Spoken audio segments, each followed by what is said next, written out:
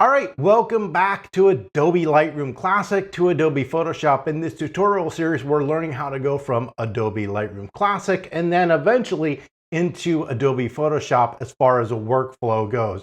And today we're finally going to take a look at something exciting, which is the Develop module. And inside the Develop module, we're going to take a look at the basic adjustments. And the basic adjustments give us what we call global adjustments. Global adjustments are adjustments that affect the whole entire image. When making global adjustments, sometimes that adjustment can make one area look better and one area look worse. In that case, do not make the adjustment because we can always do what we're going to learn in the next series, which is a selective adjustment. A selective adjustment will allow you to adjust color, lightness, contrast in a specific area. And in photography, most adjustments tend to be the selective adjustment. So let's slide on over to Lightroom and take a look at the Develop module. All right, and now that we are inside of the program, you can see that I have an image selected here. And don't worry about this stuff right here. We're going to go ahead and skip that for a little bit. What we're going to do is we're going to slide over here. On the right that we have up here, you can see this is histogram. And what this shows is first, it shows your shooting settings you have on the computer, but also shows you where the data is in your image, all right? A lot of people think it needs to be straight, goes into a hump, and then straight back down, and then you know you've perfectly. That's not true. It just shows you where the data is, and if you look at this, there's a lot of dark stuff. So on the left side, guess what that is? That is your shadow side, the right side is your highlight. You can see right here, we have this little thing, a triangle with a black area around it, signifying shadows. And then over here, we have another one in that for your highlight, right? And you can turn these on and off. You'll notice when I go over that, it will go away and then it highlights it white. If I click on that, it's going to highlight the whole thing. And if I come over here and I highlight this one, do that as well. What this is for is called clipping. Starting to see this in the blacks. And basically what that means is my blacks are too black, and over here you can see where I've lost detail and turning red.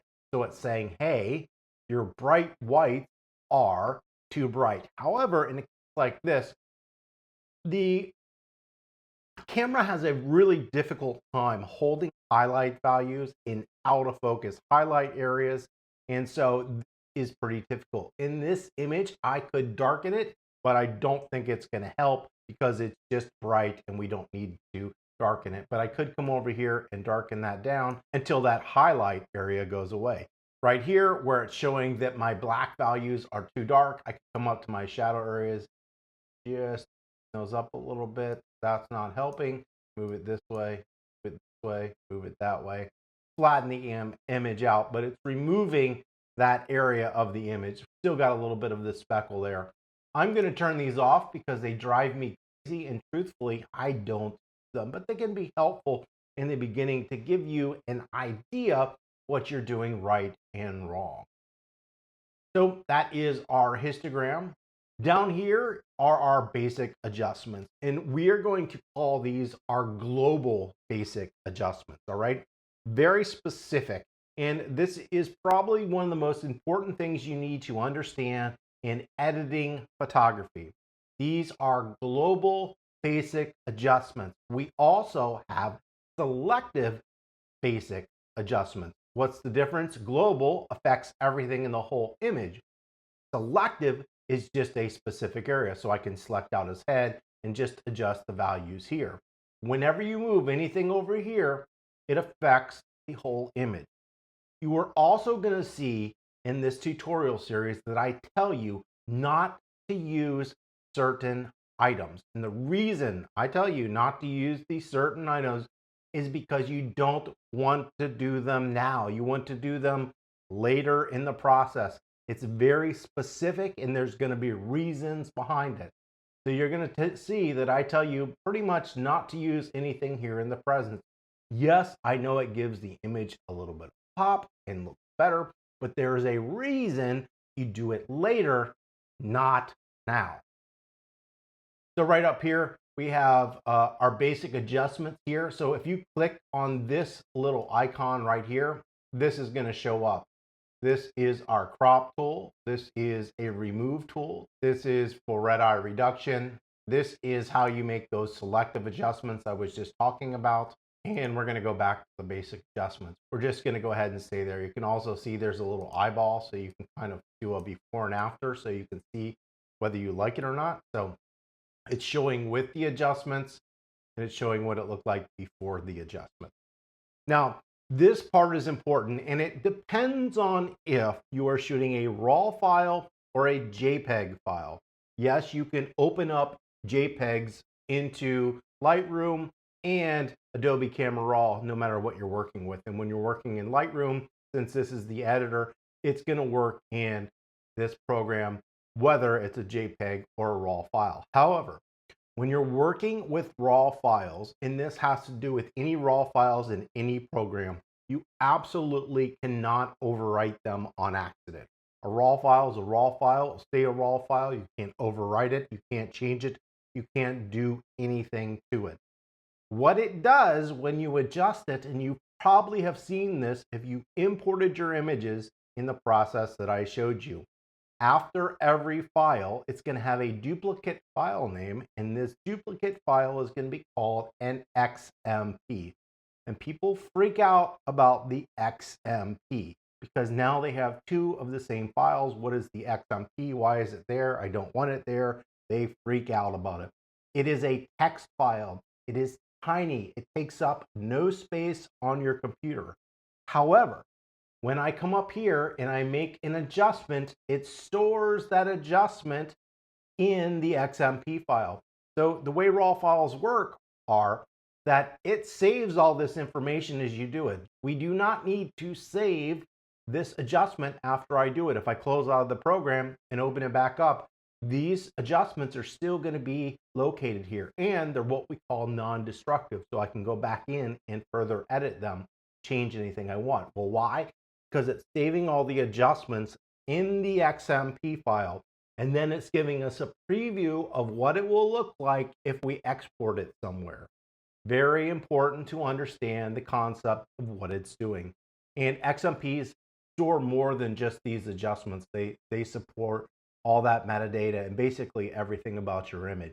They're actually wonderful things, and if you delete the XMP file, all you'll do is delete what you did here, and then essentially it's going to look like this when you open it up again, because it's going to be right back because it doesn't have that associated XMP file.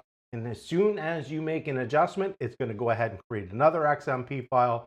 So don't delete your XMP file. Hey, if you're looking for something new to wear, I have a company called T-Lab Designs where I design custom t-shirts and apparel.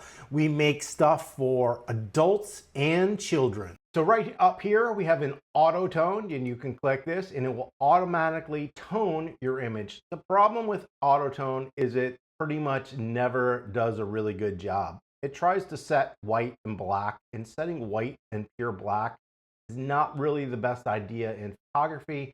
It also is color correcting, and you can see, yeah, it did not do a good job. So we're going to go ahead and click off that. We also can do a black and white tone. I don't have an issue with toning in black and white, but I prefer to do it in Photoshop, and you will see why. So if you want to tone a black and white image, still make your basic adjustments, throw it over into Photoshop, and when we get into that, I will show you the process in which I convert to black and white.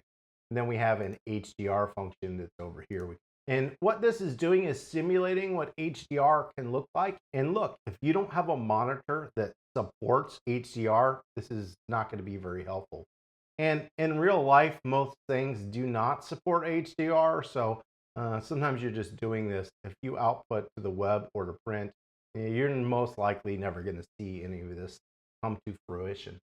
So the next thing that we have here is what's called the profile. Hey, if you're looking for something new to wear, I have a company called T-Lab Designs where I design custom t-shirts and apparel. We make stuff for adults and children, color or standard and portrait. Truthfully, I can't tell the difference between standard and portrait, but we'll just kind of go over. And landscape is going to intensify the color and add a little bit of contrast. Portrait is going to desaturate the color and lessen the contrast. Standard is going to do about the same as portrait. and vivid's going to really increase your contrast, and it's really going to increase your color. For this set of tutorials, we're going to just go ahead and leave it on color. The next thing that we see down here is a white balance selector. And so you would need to have something that you know is either white or a neutral color, and it will allow you to set your white balance. But this is the problem with it. It's going to neutralize it. So at times, like in a situation like this, you couldn't use it because these are like a tungsten light. It's going to be warmer. It might get rid of the color completely. So if you shot when sun was setting and you did a color balance, it's going to get rid of that golden color. So this can work. I've never used it, so we're just going to leave it as it is. So right here we have WB, which stands for white balance. I do not set the white balance on my camera. I just leave it on auto. And the reason is because I cannot do everything in post here and I have a little bit more control. However, the one thing you should always do to every single image, and people always miss this, especially if you're going into Photoshop, is you should white balance your image here, because you can most likely better color correct than you can if you don't do anything in Photoshop. So this is a huge benefit. At least go from as shot to auto and see if it looks better. It does already look better. Now, does that mean that the original, where there's more yellow and color here, is wrong? I don't know. I didn't take the photo. I don't know what it looks like. But you'll notice we can go through each one of these different items, and it's going to change the color based on the Kelvin scale and the presets for each one of these images. When we go to tungsten, we'll see a more blue or a more natural looking color. And if I was looking for a more natural looking color, this is a good starting spot. Now, just because you pick a preset doesn't mean you're always done. It's just a preset. You can then refine them with the temperature and the tint. As we can see in temperature, if you want it to be more cool, you go this way. If you want it to be more warm, you go this way, more magenta, more green. So in this image, if I want to warm this up a little bit because it got a little bit too blue, I can simply slide that slider that way. If I'm looking at the hands and there's too much magenta, I can add a little bit more green, or I can add a little bit more magenta if I like. In this case, I'm going to leave it exactly where it is.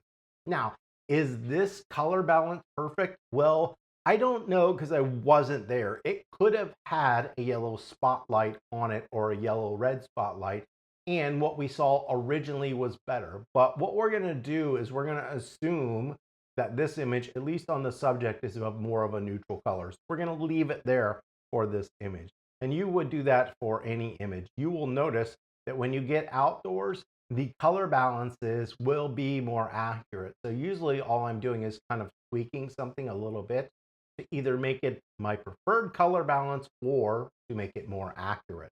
We'll go back here to this image. So that's white balance. If you ask me, it's the most important thing you can do in editing an image. Down here in a global adjustment. So you're going to hear me tone flat.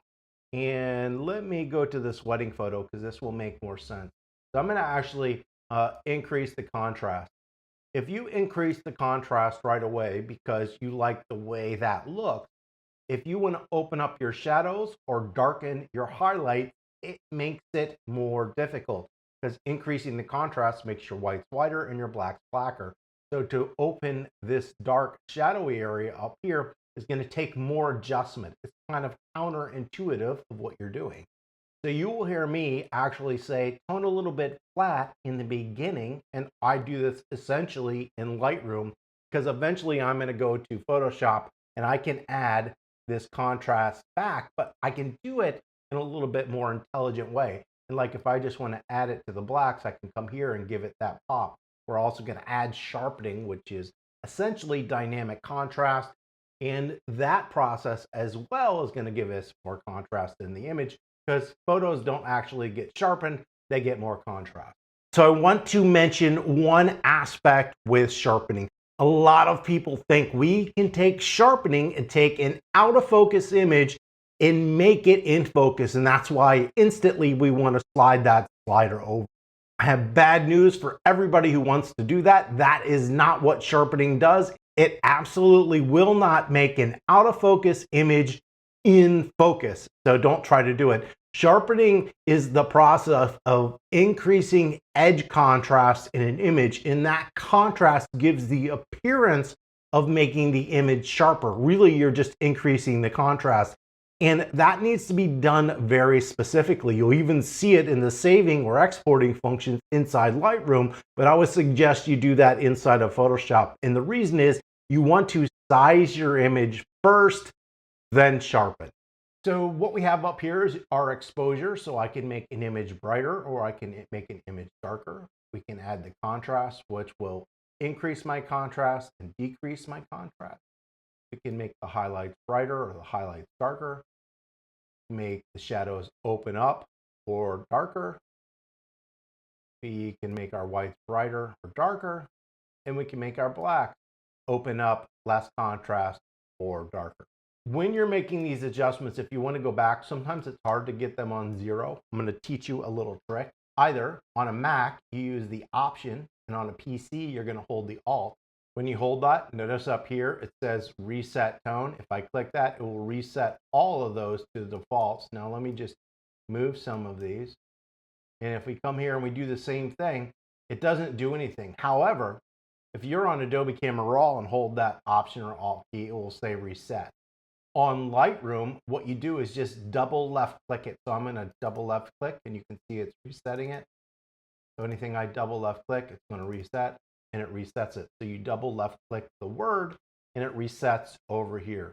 And that's just an easier way than trying to slide it back and get it exactly where you had it. The reset down here is for everything that you see as a global adjustment. Right down here we have texture, so we can increase texture, decrease texture, increase clarity, decrease clarity. And what happens is a lot of people shoot an image out of focus and they want to increase the clarity. And yeah, it can look better, but this is the wrong time in the process to do it because you want to do it after you've sized an image. The next item we have is the haze. So if we want to remove the haze or add haze, we can slide that around. We have vibrance and saturation. And in the basic panel, this is everything that we have. In this tutorial, we are going to ignore present. So I'm going to go ahead and reset that so everything's back to 0 because we do not want to use it. We're going to only make adjustments here. Now, this is the trick with global adjustment. If you are making a global adjustment, all right, and I'm going to brighten up the whole image because maybe I want to see more detail in here. I do not want to brighten up the image so much that this looks good and this area looks worse. So if you're making a global adjustment and it makes one area look good and another area look bad, do not do it. Well, why? Because we can do a selective adjustment on just a specific area and rectify that problem. So if you're going to make something and it needs to go pretty bright, just do it a little bit so it's not ruining another area because you don't want to affect the whole image.